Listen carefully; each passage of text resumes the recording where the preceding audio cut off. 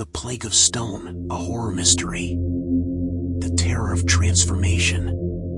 There is a particular kind of horror that lives in the quiet spaces of our imagination. It is not the horror of sudden violence or the terror of being chased through darkened woods by something hungry and relentless. No, this horror is slower, more patient. It is the horror of waking one morning to find that your body, the vessel you have inhabited since the moment of your first breath, has begun to betray you in the most fundamental way imaginable. It is the horror of transformation, of becoming something other than what you were meant to be. It is the horror of turning to stone. Throughout human history, across every culture and civilization that has left its mark upon this world, there exist stories of petrification. Myths speak of gods and monsters with the power to transform living flesh into cold, unyielding rock. Legends whisper of curses that freeze the blood and harden the bones until all that remains is a statue where once a person stood. We tell ourselves these are merely stories, the fantastical inventions of imaginative minds trying to make sense of a world they could not fully understand. But like so many things we dismiss as legend, there is a kernel of terrible truth hiding at the heart of these tales. The Plague of Stone is real. It has always been real. It walks among us still, claiming victims in every generation, in every corner of the world. It does not discriminate based on wealth or poverty, on virtue or vice. It comes for the young and the old alike, though it shows a particular cruelty in selecting children as its most frequent prey. And for those it chooses, there is no escape, no cure, no hope of returning to what they once were. There is only the slow, inexorable process of transformation, of watching helplessly as their own bodies become their prisons.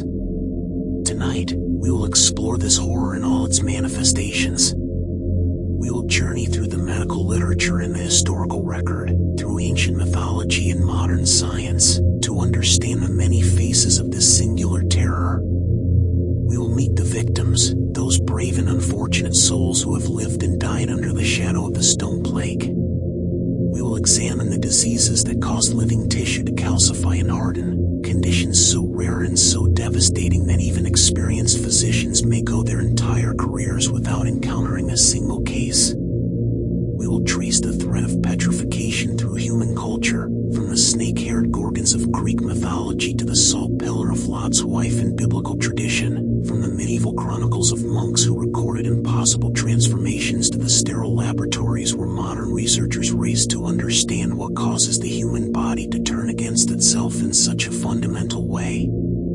This is not a story with a happy ending. There are no miracle cures waiting at the conclusion of our journey, no revelations that will make the horror of petrification any less real or any less terrifying. What there is, however, is understanding. There is the knowledge that these conditions, while devastating, are not divine punishment or supernatural affliction. There is the recognition that behind every legend of a person turned to stone, there may lie a very real human tragedy, a life cut short or irrevocably altered by forces that were only recently begun to be understood. So let us begin our descent into this particular darkness. Let us follow the trail of calcified bone and hardened flesh back through the centuries to understand how the Plague of Stone has haunted humanity for as long as we have walked this earth. Let us meet the victims and the researchers, the doctors and the patients who have confronted this horror and sought to comprehend it. And let us remember, as we journey through these shadows, that the most terrifying monsters are not always the ones that dwell in the darkness. Sometimes, the most terrifying monsters are the ones that dwell within our own selves, waiting for the moment when they will transform us into something we were never meant to be. The fire crackles low. The hour grows late. And somewhere, at this very moment, someone is discovering that their body has begun to betray them. Someone is feeling the first signs of what will eventually consume them entirely. Someone is taking the first step on a journey that will end only when the last trace of their former self has been transformed into something cold and unyielding and eternal. This is the Plague of Stone, and this is its story. medical nightmare, Fibrodysplasia Ossificans Progressiva. In the annals of medical literature, there exist conditions so rare and so devastating that they seem almost impossible, as if they were invented by particularly cruel fiction writers rather than discovered by physicians and researchers working to understand the human body. Among these conditions, perhaps none is more horrifying in its manifestation or more mysterious in its origins than Fibrodysplasia Ossificans Progressiva, known to those who study it simply as FOP. It is a disease that transforms its victims into living statues, a condition that turns muscle and tendon and ligament into solid bone, slowly and irreversibly creating a second skeleton that immobilizes and eventually kills those unfortunate enough to carry the genetic mutation responsible for its development. To understand FOP, one must first understand the normal process by which bone forms in the human body. During fetal development in childhood, bones grow and develop through carefully regulated processes that determine where bone tissue should form and where it should not. These processes are controlled by a complex interplay of genes and proteins, molecular signals that tell cells when to become bone and when to remain as the softer tissues that make up the rest of our bodies. In healthy individuals, these signals function properly, and bone forms only where bone is supposed to form. The skeleton develops normally, and the muscles, tendons, and ligaments that allow us to move remain flexible and functional throughout our lives. In those with FOP, however, something has gone terribly wrong at the most fundamental level of their biology. A mutation in a gene called ACVR1, which provides instructions for producing a protein involved in bone and muscle development, causes the body to misread the signals that regulate bone formation. When soft tissue is damaged, whether through injury, surgery, or even a simple intramuscular injection, the body responds not by healing the tissue as it should, but by converting it into bone. The process is known as heterotopic ossification, the formation of bone in places where bone should never exist, and in FOP, it occurs throughout the body with relentless and progressive severity. The implications of this mutation are almost too terrible to contemplate. Every bruise, every fall, every minor injury that a healthy person would recover from without a second thought becomes, for someone with FOP, a potential trigger for new bone growth. Muscles that should flex and contract become rigid and immobile as they transform into solid bone. Joints that should bend and rotate become fused and frozen as the surrounding tissues ossify. Over time, the second skeleton grows ever more extensive, ever more restrictive, until the victim is essentially imprisoned within their own transformed body, able to move only those parts that have not yet been claimed by the relentless process of calcification. The progression of FOP typically follows a pattern, though the speed at which it advances varies from patient to patient. In most cases, the first signs of the disease appear in early childhood, often before the age of 10. Characteristic malformations of the big toes, which appear shortened and turned inward, are present from birth in most cases and serve as one of the earliest indicators that something is wrong. These toe abnormalities, caused by the same genetic mutation that will eventually transform the rest of the body, were for many years one of the only early diagnostic markers for a disease that was poorly understood and frequently misdiagnosed. As childhood progresses, the first episodes of soft tissue swelling, known as flare-ups, begin to occur. These flare-ups often start in the neck and shoulders, appearing as painful lumps beneath the skin that may be mistaken for tumors or infections. Indeed, the history of FOP is filled with tragic cases in which well-meaning physicians, attempting to diagnose or treat what they believe to be cancer or other conditions, performed biopsies or surgeries that only accelerated the disease process. Each cut of the surgeon's scalpel, each puncture of a needle, triggers the very ossification it was meant to investigate, leaving patients worse off than before they sought treatment. The psychological toll of FOP is immense and often overlooked in discussions that focus primarily on the physical manifestations of the disease. Imagine, if you can, being a child who has just learned that your body will slowly transform into a living statue. Imagine knowing that every playground fall, every childhood scuffle, every bump and bruise that other children recover from in days, could trigger a process that will steal yet another piece of your mobility forever. Imagine watching as your shoulders freeze, as your elbows lock, as your hips and knees become rigid and immobile, knowing all the while that there is nothing you or anyone else can do to stop it. This is the psychological reality of FOP, the constant awareness that your own body is becoming your prison, one bone formation at a time. The prevalence of FOP is extraordinarily low, with estimates suggesting that it affects approximately 1 in every 2 million people worldwide. This means that at any given time, there are perhaps 3,000 to 4,000 people on the entire planet living with this condition. The rarity of the disease has historically made it difficult to study and even more difficult to treat. Pharmaceutical companies, always mindful of the bottom line, have historically been reluctant to invest significant resources in developing treatments for conditions that affect so few potential customers. And researchers, while sympathetic to the plight of FOP patients, have faced significant challenges in understanding a disease that progresses differently in each patient and that cannot be easily studied in laboratory models. Despite these challenges, significant progress has been made in recent decades in understanding the genetic and molecular basis of FOP.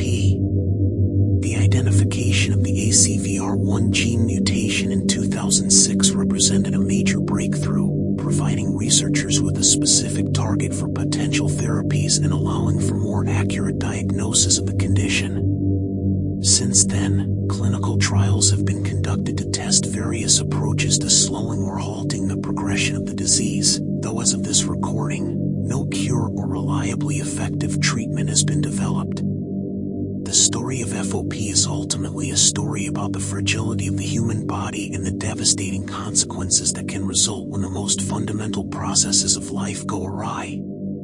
It is a reminder that the line between health and disease, between a normal life and a nightmare existence, can be as thin as a single letter in the genetic code. And it is a testament to the courage and resilience of those who live with this condition, who face each day knowing that their bodies will continue to betray them, who find ways to maintain their dignity and their humanity even as they are slowly transformed into living monuments to the cruelty of fate. Harry Eastlack, the man who became a living statue.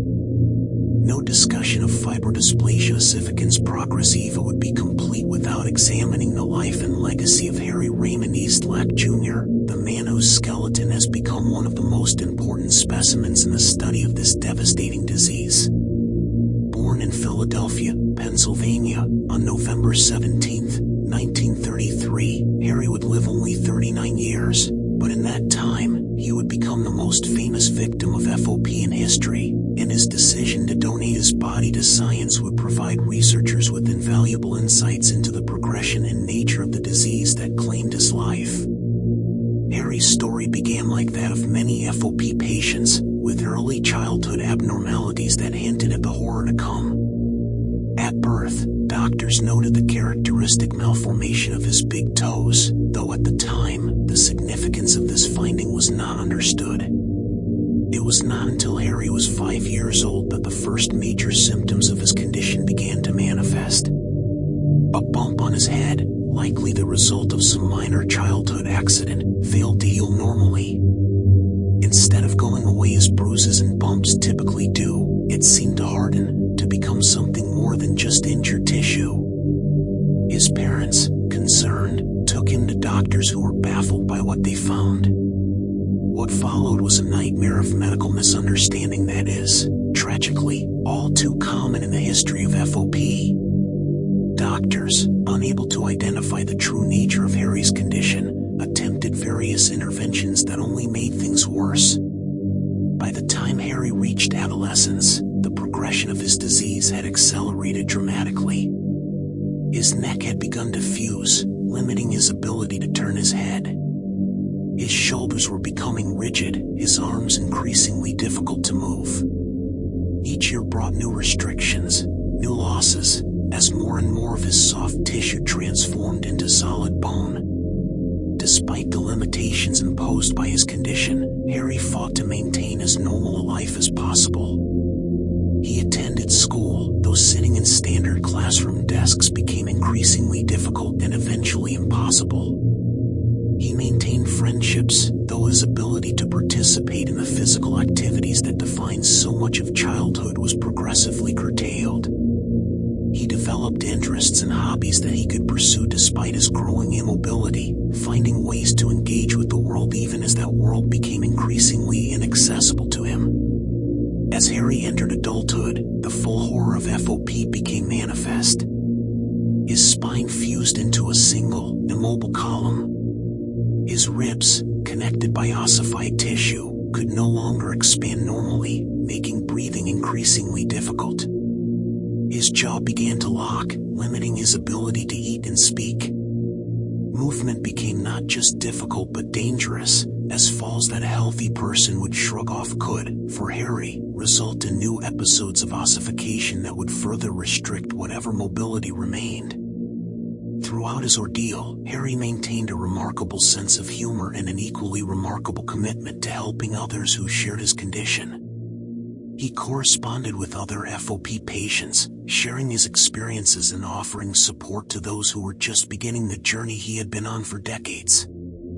He also developed a growing conviction that his suffering should not be in vain, that his body, which had betrayed him so thoroughly in life, could serve a purpose in death that it had been unable to serve while he lived. In 1973, at the age of 39, Harry Raymond Eastlack died from pneumonia, a common cause of death for FOP patients whose fused rib cages can no longer accommodate the normal expansion of the lungs.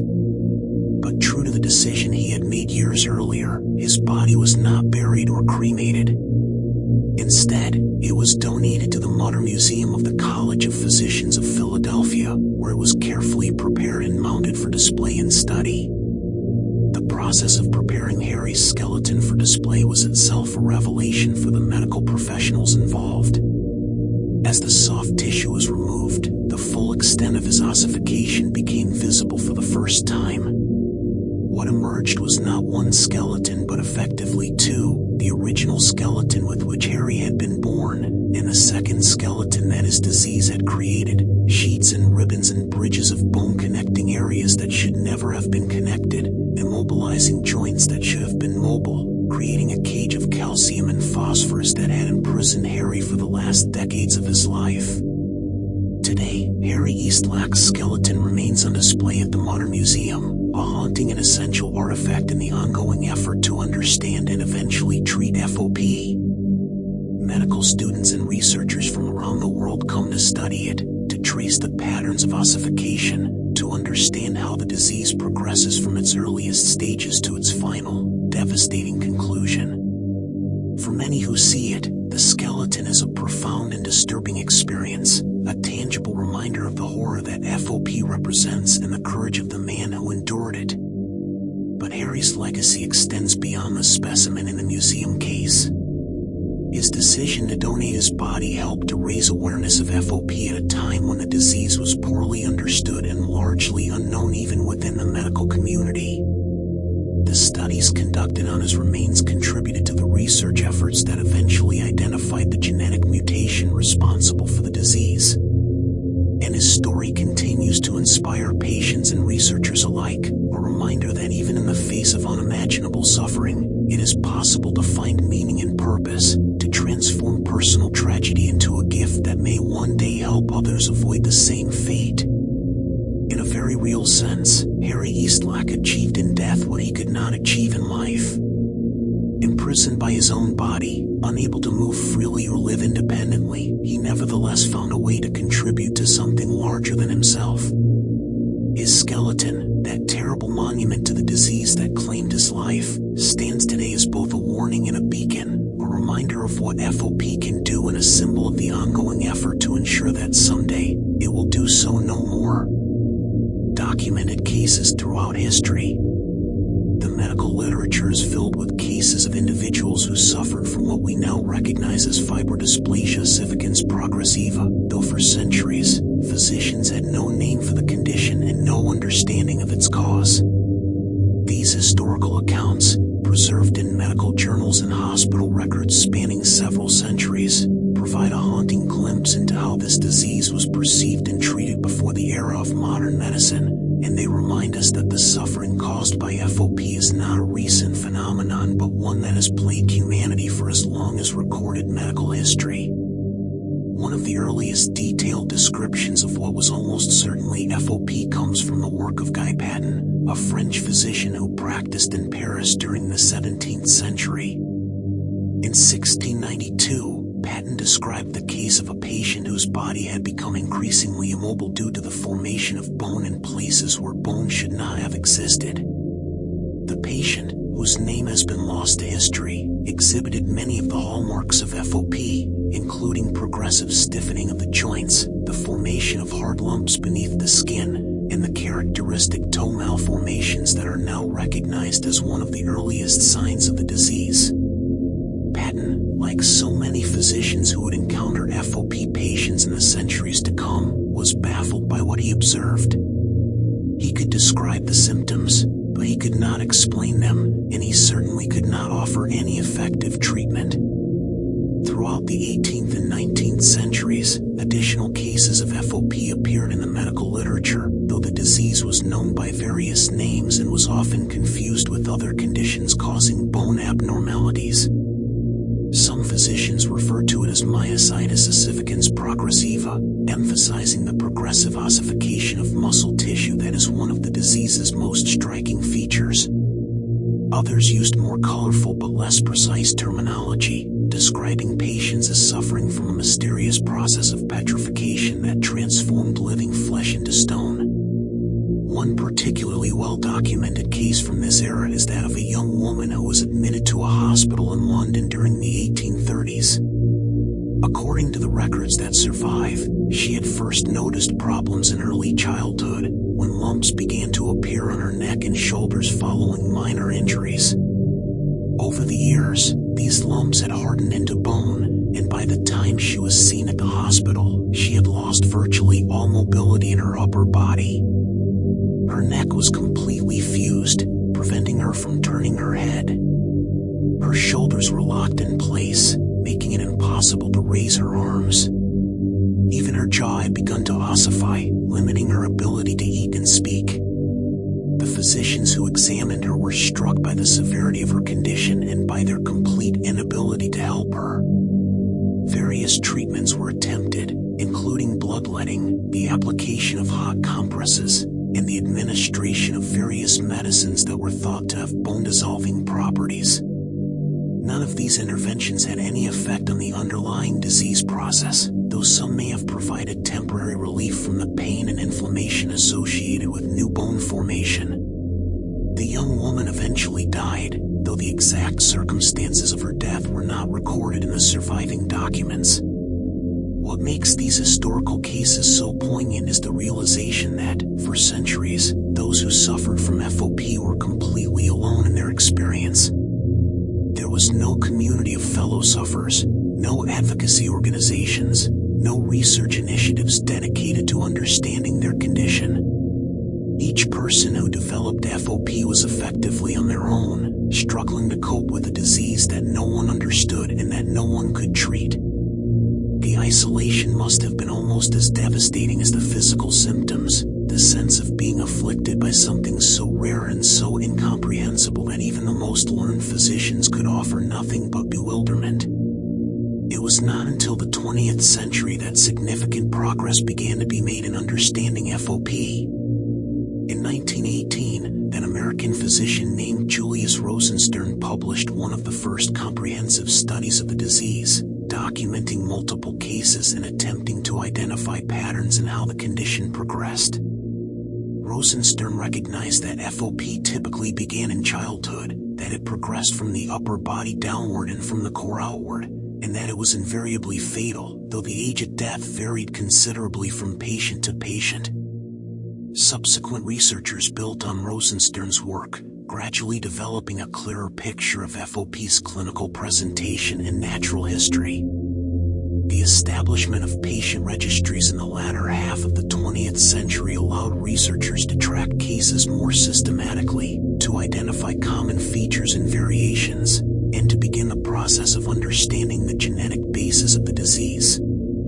This work culminated in the identification of the ACVR1 gene mutation in 2006, a breakthrough that would not have been possible without the foundation laid by generations of physicians who documented the cases they encountered and shared their findings with the broader medical community.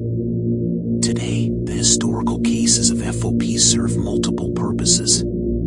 They provide researchers with data about how the disease progressed in eras before modern medical interventions, offering a baseline against which the effects of potential treatments can be measured. They remind us of the long history of suffering caused by this condition and of the many individuals who lived and died without ever knowing the name of the disease that afflicted them.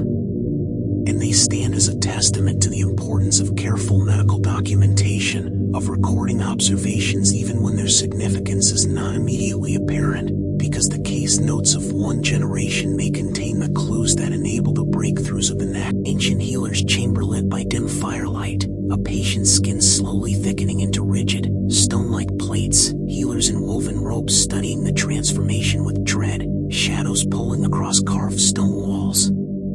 Close-up cinematic shot of ancient hands stiffening and curling into claw-like shapes, the skin taut and marble smooth, illuminated by a flickering bronze oil lamp in a dark temple of healing.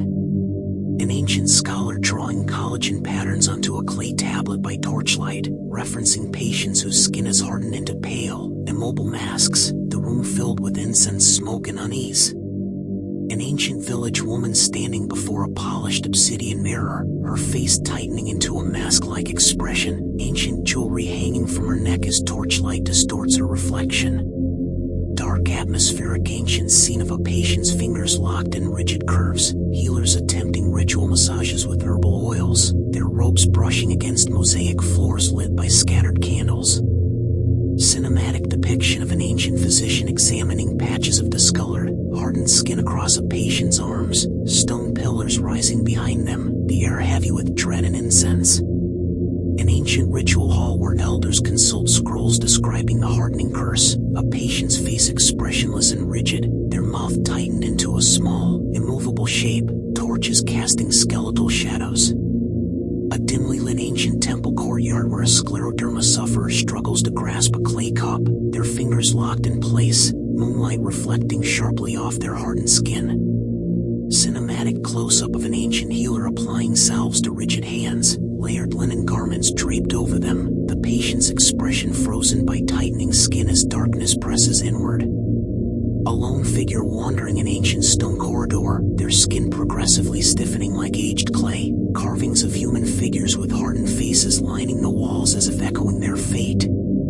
Ancient scholars gathered around a parchment illustrating collagen layers, their faces tense as they compare it to a patient whose limbs move only with great difficulty, firelit ambience deepening the horror. An ancient scene of a woman sitting by a brazier, trying to open her rigid hands, the skin glossy and unmoving, ceremonial cloth wrapping her arms while smoke swirls eerily around her.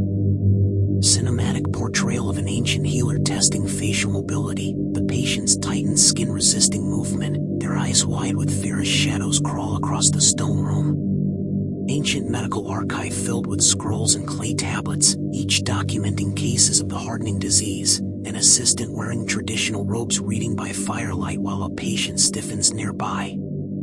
A dark ancient apothecary filled with vials, herbs, and carved bone instruments, healers preparing treatments for systemic hardening as a patient coughs under the weight of stiffened lungs and chest. Ancient desert settlement at dusk, a figure wrapped in traditional garments struggling to speak as their mouth tightens, the surrounding villagers watching with fearful reverence. Cinematic depiction of a ritual-based treatment session, ancient healers chanting while laying warm stones on hardened skin patches, their shadows stretching across stone floors in a haunting display. An ancient mother trying to comfort her child whose skin slowly tightens along the arms, both wearing traditional garments, moonlight filtering through carved lattice windows creating an eerie glow. Dark dark cinematic shot of an ancient healer mixing potions for an afflicted patient, the rigid face of the sufferer illuminated only by the fire under a cauldron, their expression trapped forever by hardened skin. Ancient mountain sanctuary filled with stone statues, a living patient among them nearly blending in as Scleroderma tightens their body, priests in long robes bowing in fear at the living embodiment of the hardening curse. Calciphylaxis, when calcium becomes the enemy. If the conditions we have discussed so far represent different ways in which the human body can transform living tissue into something rigid and unyielding, calciphylaxis represents perhaps the most acutely terrifying version of this phenomenon. Unlike FOP, which progresses over years or decades, and unlike scleroderma, which typically advances gradually, calciphylaxis can cause rapid, severe, and often fatal deterioration in a matter of weeks or months. It is a condition in which calcium deposits form within the blood vessels and tissues, particularly those of the skin and subcutaneous fat, leading to tissue death, open wounds, and a cascade of complications that prove fatal in a significant proportion of cases. Calciphylaxis, sometimes known by the more descriptive term calcific uremic arteriolopathy, most commonly affects individuals with advanced kidney disease, particularly those who are on dialysis or who have recently received kidney transplants. The kidneys play a crucial role in regulating calcium and phosphorus levels in the body, and when kidney function is severely impaired, these mineral balances can become dangerously disrupted. Elevated levels of calcium and phosphorus in the blood can lead to the deposition of calcium phosphate crystals in the walls of small blood vessels, progressively narrowing these vessels and reducing blood flow to the tissues they supply. The consequences of this reduced blood flow are devastating. Starved of oxygen and nutrients, the affected tissues begin to die. What starts as painful nodules beneath the skin can progress to open, necrotic wounds that resist healing and are prone to infection. The pain associated with these lesions is often described as excruciating, and managing this pain becomes one of the primary challenges in caring for patients with advanced calciphylaxis. Many patients require high doses of opioid medications, and even then, complete pain relief may be impossible to achieve. The wounds of calciphylaxis have a characteristic appearance that is disturbing to behold. They often present as areas of dark, mottled skin that gives way to deep ulcerations exposing underlying tissue. The borders of these wounds are typically irregular and indurated, surrounded by areas of dusky discoloration that suggest further tissue death may be imminent. For patients, for their families, and often for the healthcare providers caring for them, watching these wounds develop and progress despite treatment can be profoundly demoralizing. The mortality rate associated with calciphylaxis is disturbingly high. Studies have reported mortality rates ranging from 30% to more than 80%, depending on the patient population studied and the extent of disease involvement. Death typically results from sepsis, as the open wounds become infected with bacteria that then spread throughout the body, or from the underlying conditions that predispose the patient to developing calciphylaxis in the first place. For many patients, the diagnosis of calciphylaxis represents not just a sentence of suffering but a death sentence, a prognosis that can be measured in months rather than years.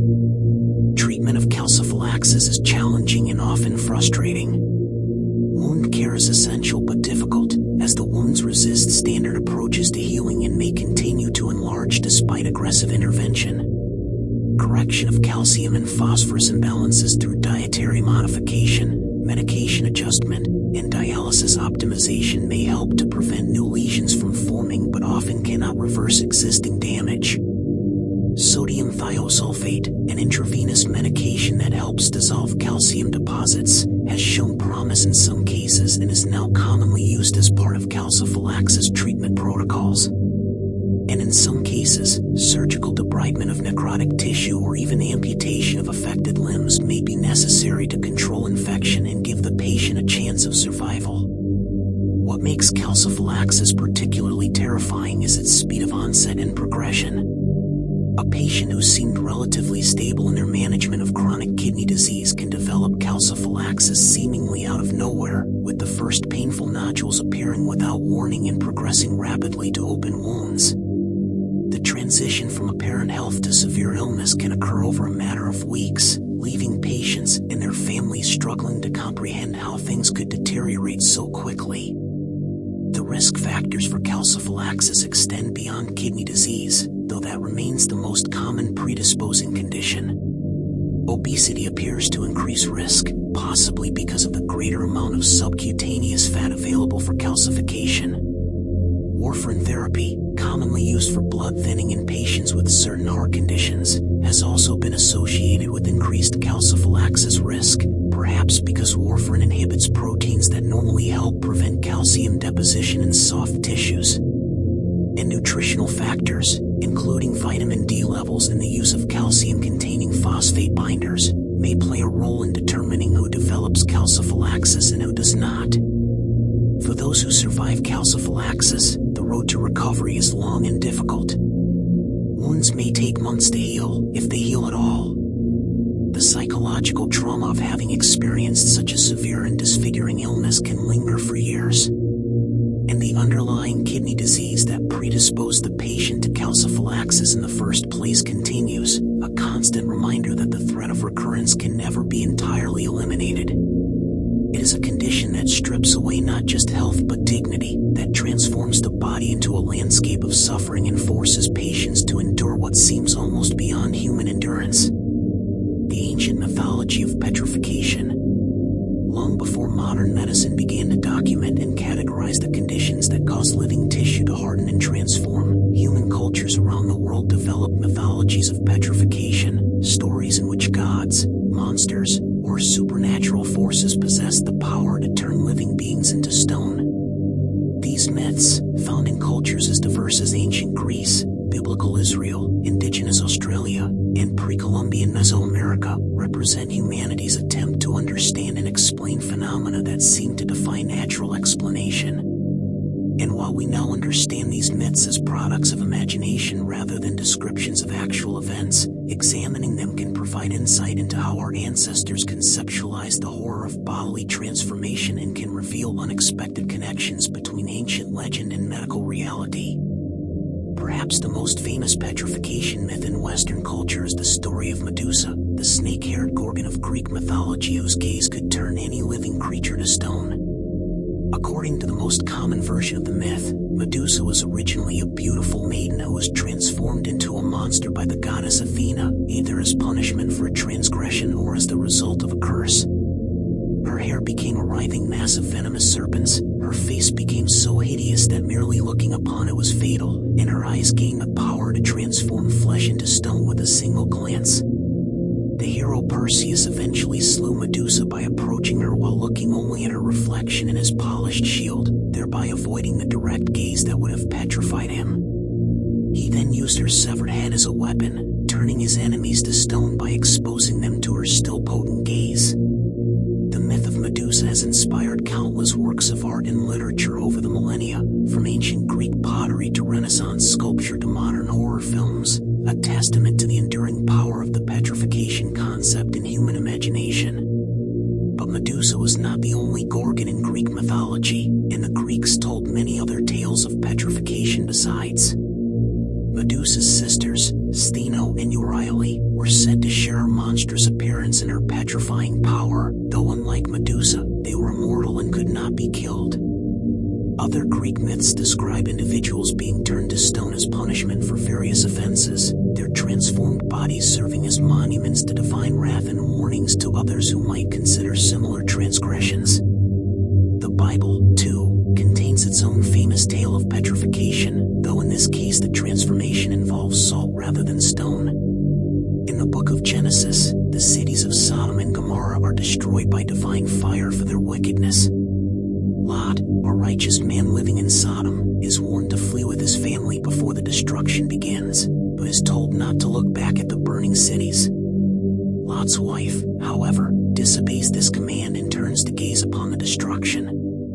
As punishment for her disobedience, she is instantly transformed into a pillar of salt, frozen forever in the moment of her transgression. This biblical story of Lot's wife has been interpreted in many ways over the centuries. Some see it as a straightforward moral tale about the consequences of disobedience. Others view it as a metaphor for the dangers of clinging to the past rather than moving forward into the future. And some have suggested that the story may have originated as an explanation for unusual salt formations in the Dead Sea region, geological features that ancient observers might have imagined as the petrified remains of transformed humans. Indigenous cultures around the world have developed their own petrification mythologies, often tied to specific landscape features that resemble human or animal forms.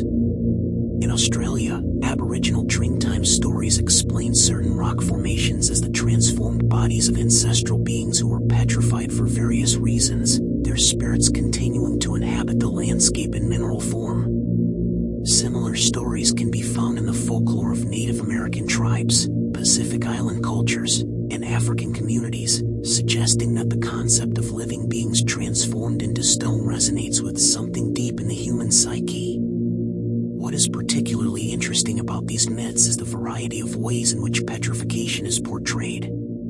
Sometimes it is a punishment, inflicted by gods on those who have transgressed moral or religious boundaries.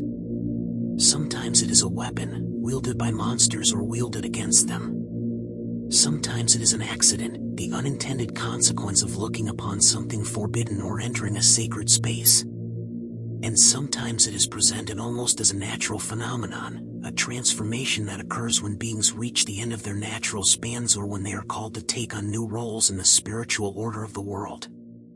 The persistence of petrification myths across cultures and throughout history suggests that the concept touches on fundamental human fears and concerns. The fear of losing one's mobility, of becoming frozen and helpless while consciousness persists. The fear of transformation, of becoming something other than what one was meant to be. The fear of punishment, of transgressing boundaries and suffering irreversible consequences. These are primal fears, rooted in the most basic aspects of human experience, and it is perhaps not surprising that they have found expression in mythologies around the world. From the perspective of medical anthropology, there is also the intriguing possibility that some petrification myths may have been inspired, at least in part, by observations of individuals suffering from conditions like FOP, scleroderma, or other diseases that cause hardening of the body. Imagine encountering, in a pre-scientific culture, a person whose muscles were slowly turning to bone, whose joints were progressively freezing, whose body was being transformed into something rigid and statue-like. Without the conceptual framework of modern medicine, how would such a phenomenon be explained? A curse? A punishment from the gods? A manifestation of some supernatural force? It is not difficult to see how such encounters might contribute to the development of petrification mythology, how the observable reality of medical conditions might become woven into the fabric of cultural narrative. Ergotism and the holy fire. Among the many conditions that have afflicted humanity throughout history, few are as strange or as terrifying as ergotism, a disease caused by consuming grains contaminated with a fungus called Claviceps purpurea, commonly known as ergot. This fungus, which grows on rye and other cereals, produces a cocktail of toxic alkaloids that, when ingested, can cause a range of devastating symptoms including convulsions, hallucinations, severe burning sensations in the extremities, and in its most extreme form, gangrene that causes the fingers, toes, and even entire limbs to become black, mummified, and eventually to fall off from the body. While ergotism does not technically turn the body to stone, its effects, the blackening and hardening of tissue, the loss of extremities, the transformation of living flesh into something dead and desiccated, share enough in common with petrification to warrant examination in any discussion of the plague of stone. The history of ergotism stretches back centuries, with major outbreaks occurring periodically throughout medieval Europe and continuing into the early modern period. The disease was known by various names, reflecting its most prominent symptom, the intense burning sensation that sufferers experienced in their affected limbs. In France, it was called mal d'ardence, the disease of the burning. In Germany, it was known as das Heilige Feuer, the holy fire. The English called it St. Anthony's fire, a reference to the monks of the Order of St. Anthony who specialized in treating ergotism sufferers and who ran hospitals dedicated to their care. The burning burning sensation that gave the disease its name was just the beginning of the suffering that ergotism inflicted. As the condition progressed, the blood vessels in the extremities would constrict, reducing blood flow to the fingers and toes, to the hands and feet, and in severe cases, to the entire arms and legs. Starved of blood, these tissues would begin to die. The skin would turn dark and leathery. The flesh would dry out and become hard and brittle. And eventually, the affected parts would simply fall off, leaving the sufferer permanently mutilated but often alive, the gangrene having effectively amputated the dead tissue before it could cause systemic infection. The psychological effects of ergotism were equally devastating. The alkaloids produced by ergot, which include compounds closely related to the modern drug LSD, could cause intense hallucinations, paranoia, and other symptoms of psychosis. Sufferers might see demons or angels, might believe they were being punished by God for sins real or imagined, might experience religious visions or episodes of apparent demonic possession. In a medieval society where supernatural explanations for unusual phenomena were widely accepted, these psychological symptoms contributed to an atmosphere of fear and religious fervor that surrounded outbreaks of the disease. Major epidemics of ergotism occurred throughout medieval history, some killing thousands and affecting entire regions for years at a time. The largest documented outbreak occurred in France in 944, when tens of thousands of people are believed to have died from consuming contaminated rye bread. Other significant outbreaks occurred in 1039, in 1089, and periodically throughout the following centuries. These epidemics typically coincided with wet growing seasons, which favored the development of ergot fungus on cereal crops, and with periods of famine or food scarcity, when people were forced to eat grain that might otherwise have been rejected as obviously contaminated. The connection between ergot and the disease that bore so many names was not established until the late 17th century, when a French physician named Dr. Thuillier observed that areas with high rates of ergotism also tended to have rye fields heavily infected with ergot fungus. Subsequent investigations confirmed the connection, and once the cause was understood, prevention became relatively straightforward. Improved agricultural practices, including better grain cleaning techniques and the development of ergot-resistant crop varieties, gradually reduced the incidence of ergotism to the point where major outbreaks became rare by the 19th century and essentially non-existent by the 20th. But the legacy of ergotism extends beyond its direct medical effects. Some historians have suggested that ergotism may have played a role in some of the most notorious episodes of apparent mass psychosis in history. The Salem witch trials of 1692, for example, have been attributed by some researchers to ergot poisoning, with the strange behaviors exhibited by the accused witches and their accusers potentially explained by the hallucinogenic and convulsive effects of ergot alkaloids. While this theory remains controversial and is not universally accepted, it illustrates the far-reaching implications that ergotism may have had for historical events. The transformation of living tissue into something dead and hardened that characterizes gangrenous ergotism represents yet another variation on the theme of the plague of stone. Like FOP and Scleroderma and Calciphylaxis, ergotism forced its victims to watch as their bodies became something other than what they should have been. Like the mythological victims of Medusa or the biblical pillar of salt, they were transformed, permanently and irreversibly, into something strange and terrible.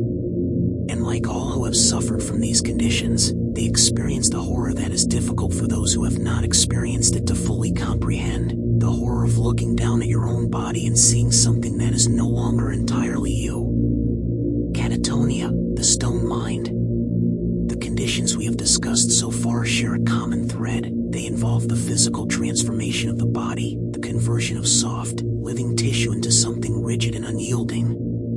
But the plague of stone can manifest in ways that are psychological rather than physical, that immobilize the mind rather than the muscles. Catatonia, a syndrome characterized by severe disturbances in movement, behavior, and consciousness, represents one such manifestation. In its most extreme form, catatonia can render a person as still and unresponsive as a statue, frozen in positions they may hold for hours or even days, alive but seemingly absent from the world around them. Catatonia is not a disease in itself, but rather a syndrome, a collection of symptoms that can occur in association with various underlying conditions.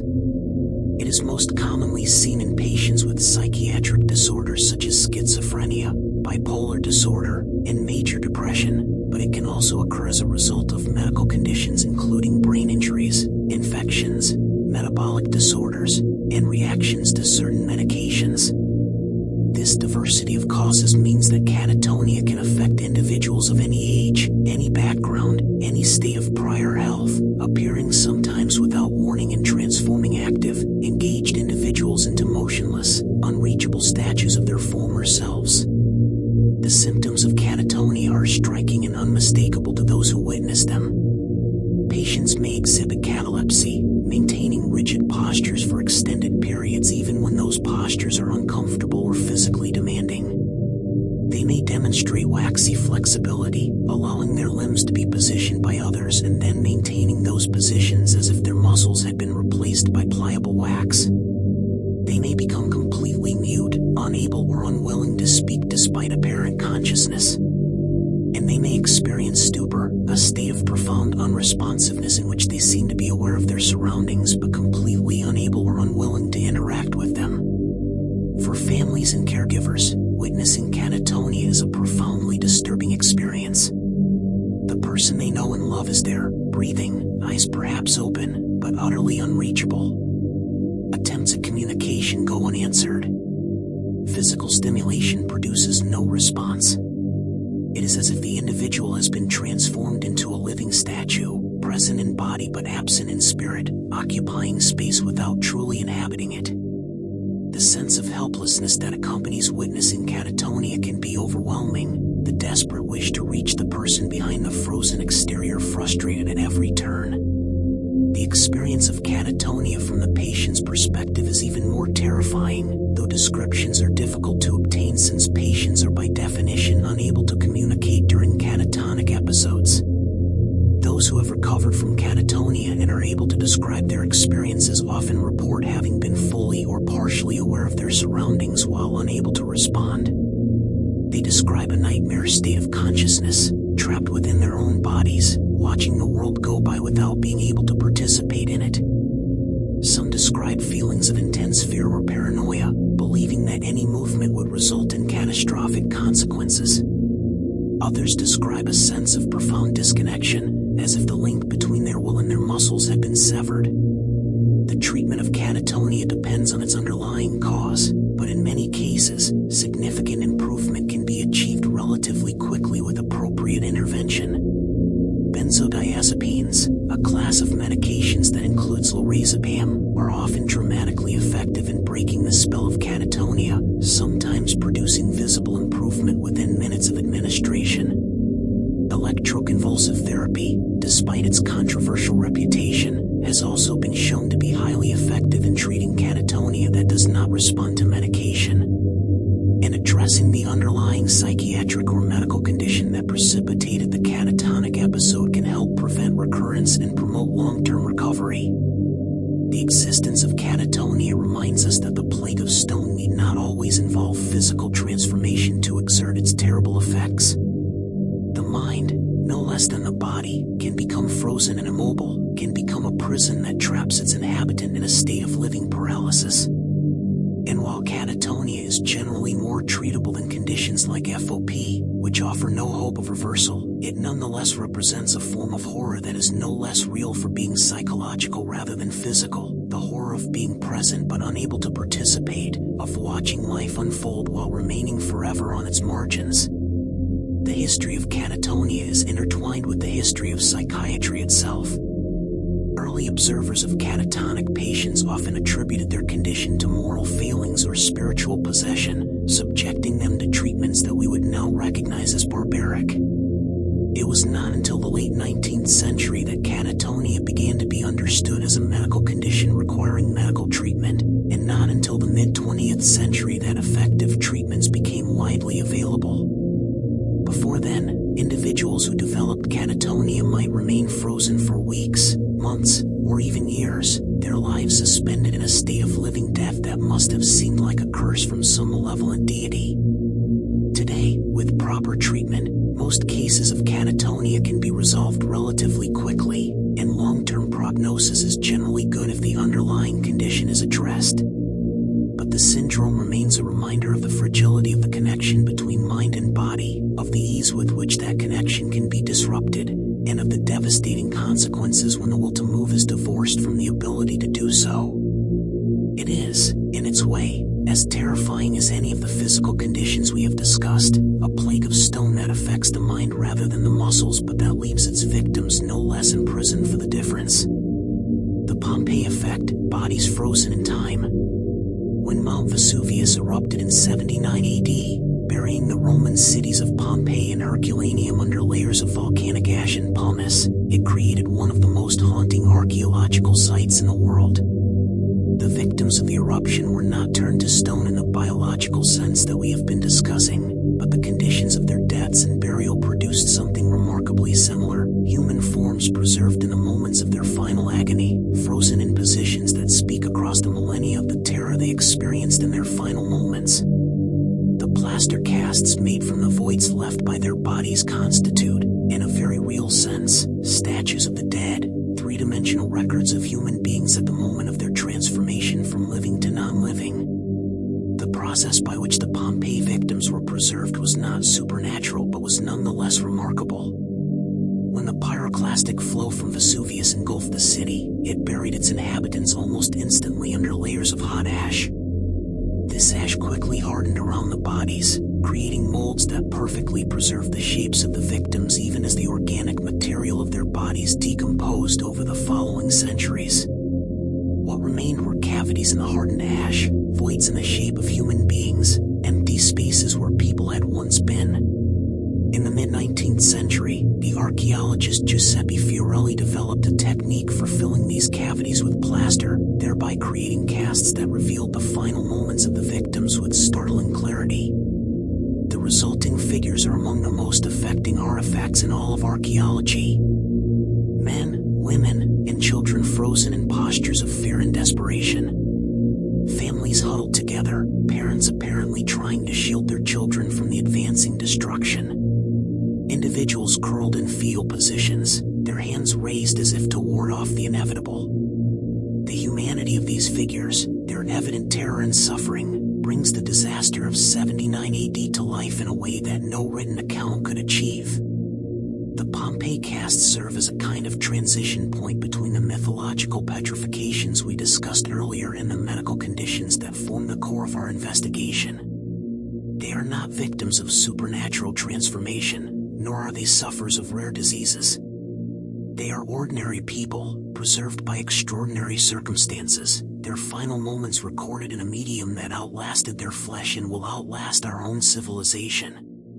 They remind us that death comes for all, that the transformation from living to non-living is universal and inevitable, and that in some sense, we are all destined for a version of petrification, our bodies eventually returning to the inanimate matter from which they were formed. Recent advances in imaging technology have allowed researchers to study the Pompeii victims in greater detail than ever before.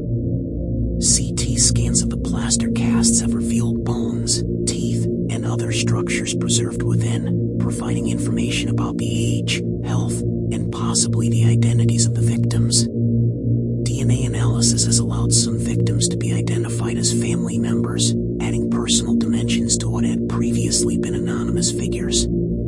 And ongoing excavations continue to uncover new victims, new stories, new windows into the disaster that transformed Pompeii from a thriving Roman city into an eternal monument to volcanic destruction.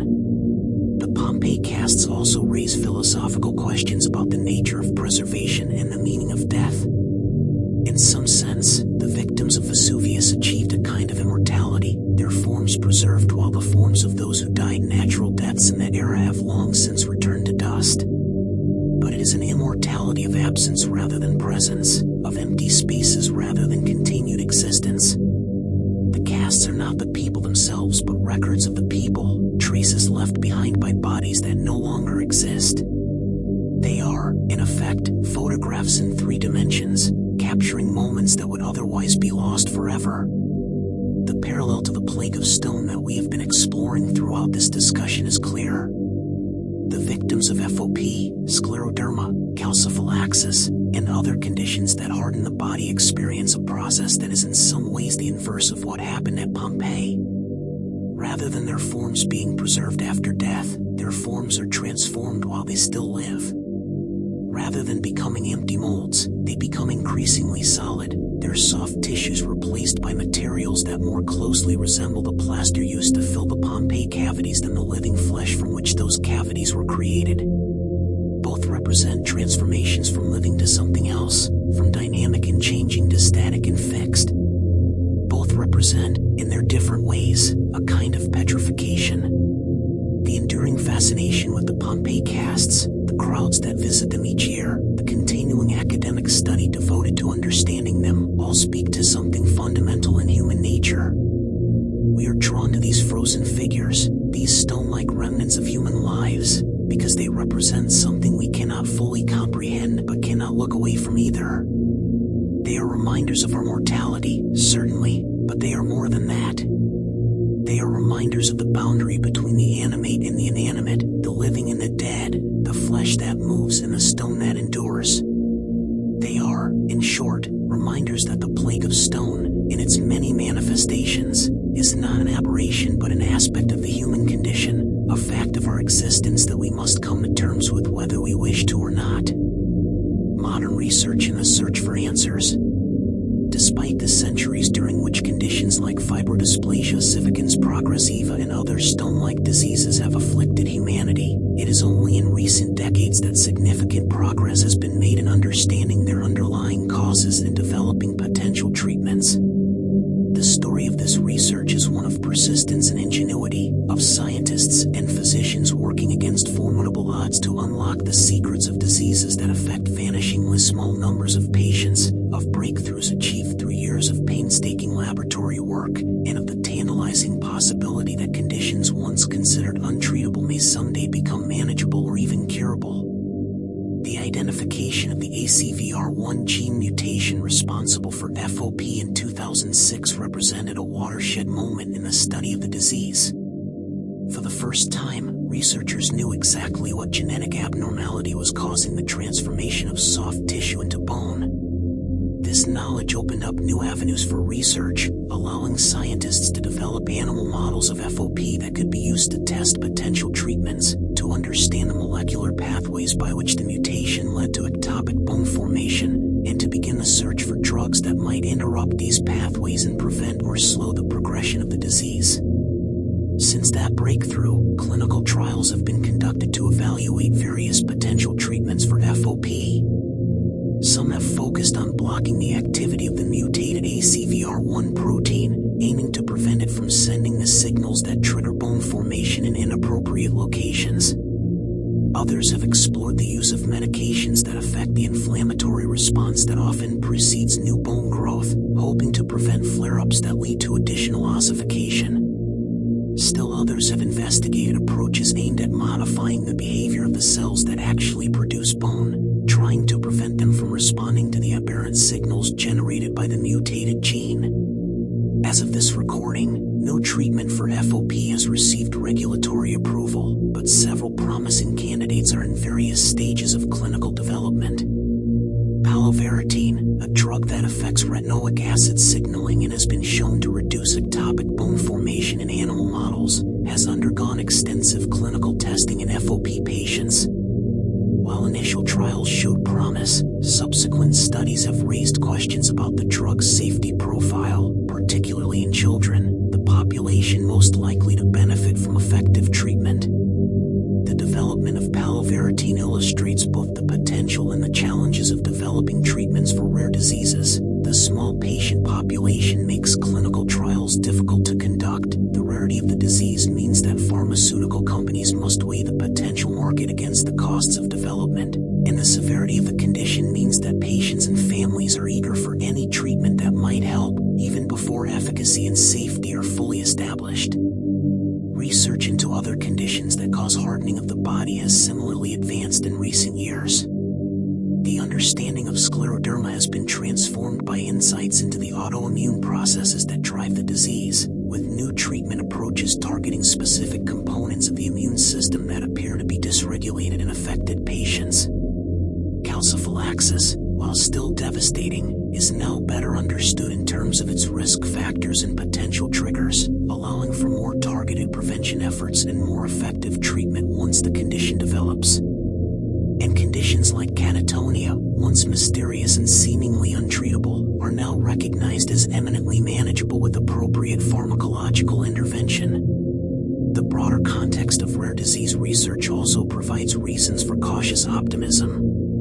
The Orphan Drug Act and similar legislation in other countries have created financial incentives for pharmaceutical companies to develop treatments for rare conditions that would otherwise be economically unattractive. Patient advocacy organizations have become increasingly effective at raising awareness, funding research, and influencing policy decisions that affect those living with rare diseases. And advances in genetic technology, including gene editing techniques like CRISPR, raise the possibility of addressing the underlying genetic causes of conditions like FOP rather than merely managing their symptoms. None of this is to suggest that cures for the various manifestations of the Plague of Stone are imminent or inevitable. The history of medicine is littered with promising treatments that ultimately failed, with initial optimism giving way to disappointing results, with hopes raised only to be dashed. Research into rare diseases is particularly challenging, given the small patient populations, the difficulty of recruiting for clinical trials, and the limited commercial incentives for development. And even when effective treatments are developed, they often face challenges in reaching patients, particularly in parts of the world where healthcare infrastructure is limited and expensive medications are inaccessible.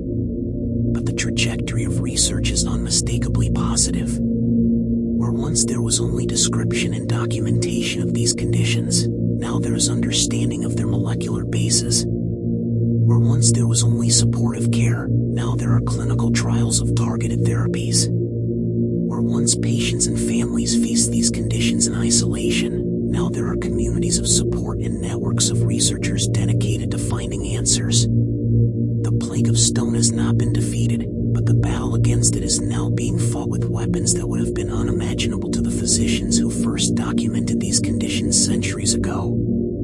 For those currently living with FOP, scleroderma, calciphylaxis, and related conditions, this research represents something precious: hope. The hope that treatments now in development will prove effective and safe. The hope that their suffering will not have been in vain, that what is learned from their experiences will help others who come after them. The hope that someday, the Plague of Stone will be relegated to history books and medical curiosities, no longer a living nightmare but a conquered enemy. Whether that hope will be fulfilled remains to be seen, but the fact that it exists at all is a testament to human ingenuity and determination, to the refusal to accept that any condition is truly untreatable, and to the conviction that understanding is the first conclusion, the horror that endures. We have traveled far in this exploration, through medical wards and mythology, through ancient eruptions and modern laboratories, to the experiences of those who have lived and died with bodies that betrayed them in the most fundamental way imaginable. We have learned about Fibrodysplasia Ossificans Progressiva, the condition that transforms muscle into bone and imprisons its victims within their own skeletons. We have examined Scleroderma and Calciphylaxis, diseases that harden and destroy tissue in different but equally devastating ways. We have considered Catatonia, the psychological equivalent of petrification that freezes the mind rather than the body. And we have traced the thread of petrification through human mythology, from the Gorgons of ancient Greece to the salt pillar of Lot's wife, recognizing in these stories reflections of the very real medical conditions that have afflicted humanity throughout history. What emerges from this exploration is a picture of human vulnerability that is humbling and terrifying in equal measure. Our bodies, the vessels in which we live our lives and through which we experience the world, are far more fragile than we typically acknowledge. A single mutation in a single gene can condemn a person to a life of progressive immobility and an early death. An autoimmune response gone wrong can transform supple skin into something hard and inflexible. An imbalance of minerals can cause calcium to deposit where it should not, with catastrophic consequences. The line between health and devastation is thinner than we would like to believe. But there's also, in these stories, a testament to human resilience. Harry Eastlack, whose skeleton now educates researchers and visitors at the Mutter Museum, found purpose in his suffering by ensuring that his body would serve science after his death. The patients who participate in clinical trials for experimental treatments accept uncertainty and potential risk in the hope that what is learned from their experiences will help others. The families who care for loved ones with these conditions demonstrate depths of love and commitment that are genuinely inspiring. The researchers who dedicate their careers to understanding rare diseases often do so despite knowing that recognition and financial reward are unlikely to match what they might receive in other fields. In the face of the plague of stone, humanity has not surrendered but has fought back with intelligence, compassion, and determination. The horror that these conditions represent is real and should not be minimized. There is no way to sugarcoat the experience of watching one's own body become a prison, of losing mobility and independence piece by piece, of facing a future in which things will only get worse. Those who have experienced this horror deserve our acknowledgement and our empathy. Their suffering matters, not as an abstraction or a medical curiosity, but as the deeply personal tragedy that it is for each individual affected. And yet, perhaps there is something to be gained from confronting this horror directly, from looking unflinchingly at what these conditions do and what they mean. The awareness of our own fragility can make us more compassionate toward others who are suffering. The understanding that health is a gift, not a guarantee, can make us more grateful for what we have and more determined to make the most of it while we have it. The recognition that even the most devastating conditions are being studied and may someday be treatable can remind us that knowledge is power, that research matters, that supporting science is an investment in a future where less suffering exists.